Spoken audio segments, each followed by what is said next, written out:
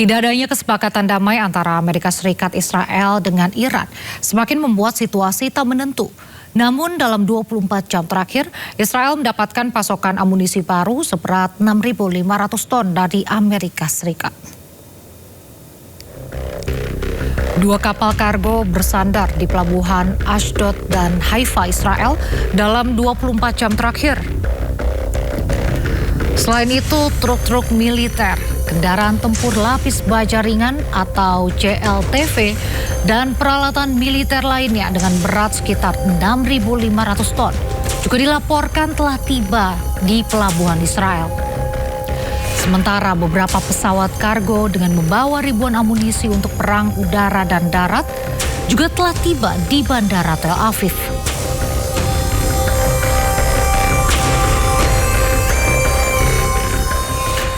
Di sisi lain, Iran tidak hanya memiliki kekuatan militer, tetapi juga memiliki pegunungan tinggi, lembah sempit, dan gurun pasir bercuaca ekstrim. Bentangan alam itu menjadi kekuatan sekaligus perisai utama Iran dalam menghadapi serangan musuh. Tak heran jika Iran ditakuti siapapun yang berniat menyerang.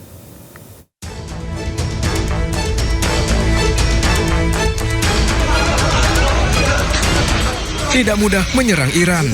Digempur Amerika dan Israel sejak 28 Februari, Iran tak juga luluh lantah.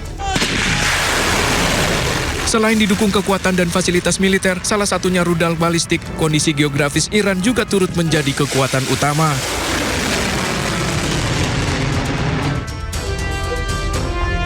Kombinasi pegunungan tinggi, bentangan gurun, serta medan yang kompleks membuat Iran susah ditembus pasukan musuh. Secara letak geografis di barat Lautan Tenggara, Iran dipagari pegunungan Zagros.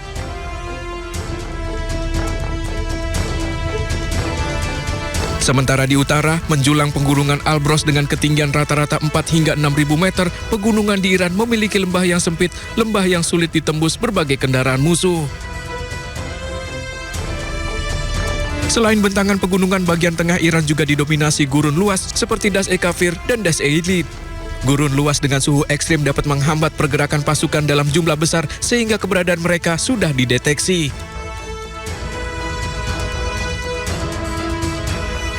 Tak hanya gurun dan gunung, di bagian utara terbentang Laut Kaspia, sementara di selatan Iran memiliki teluk terkenal bernama Teluk Persia.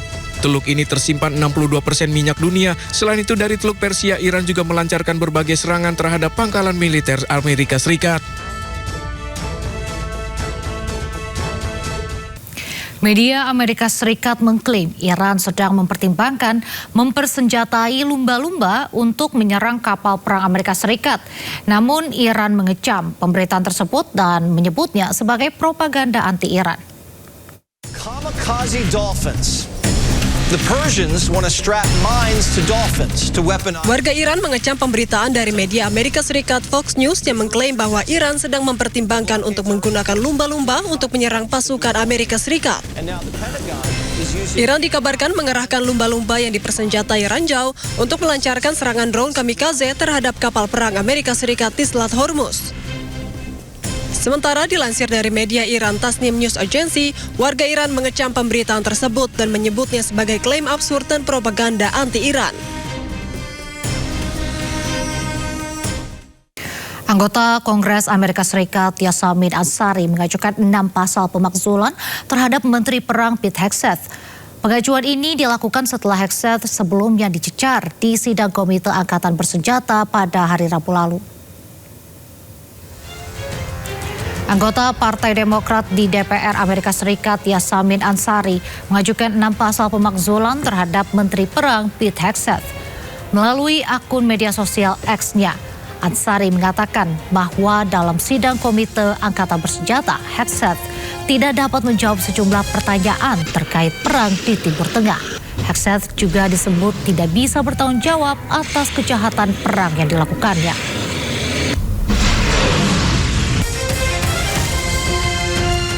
Hegseth testified this week before the House Armed Services Committee. If you haven't watched it, I would definitely check it out. He could not answer basic questions about how much this war has cost American taxpayers.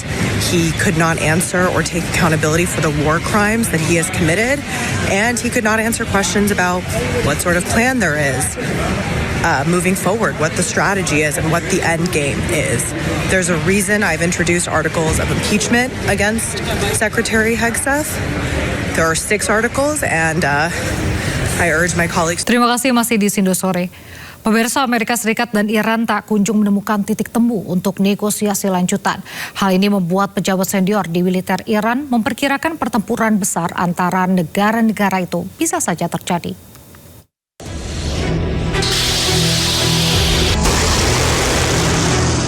Amerika Serikat dan Iran tidak kunjung menemukan titik temu untuk negosiasi lanjutan.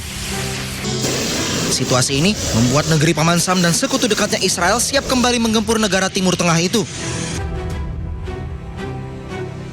Pejabat senior di militer Iran, Muhammad Jafar Asadi, memperkirakan pertempuran besar antara negara-negara itu bisa saja terjadi.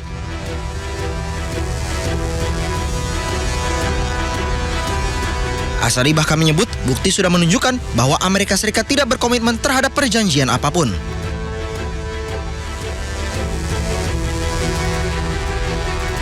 Sebelumnya Amerika Serikat dan Iran sempat menggelar perundingan damai di Islamabad, Pakistan pada pekan kedua April.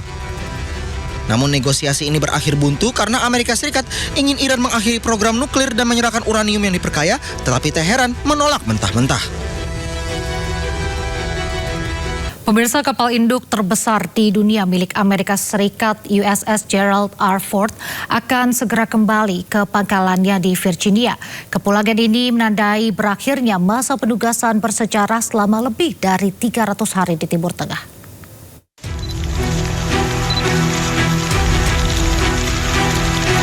Kapal induk terbesar di dunia milik Amerika Serikat USS Gerald R. Ford akan segera kembali ke pangkalannya di Virginia, Amerika Serikat. Kepulangan ini menandai berakhirnya masa penugasan bersejarah selama lebih dari 300 hari di Timur Tengah.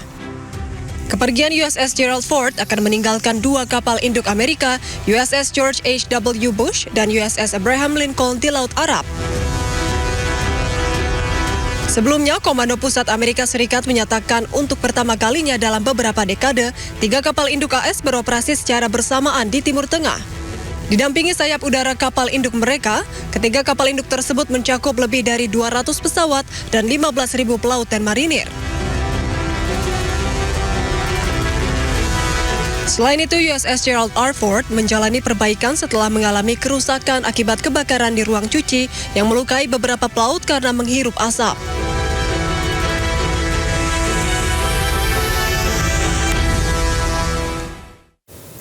Sedikitnya 16 pangkalan militer milik Amerika Serikat di Timur Tengah dilaporkan hancur akibat serangan Iran selama perang 40 hari sebelum gencatan senjata 7 April lalu. Kerusakan sebagian besar pangkalan militer tersebut termasuk diantaranya aset-aset mahal milik Amerika Serikat.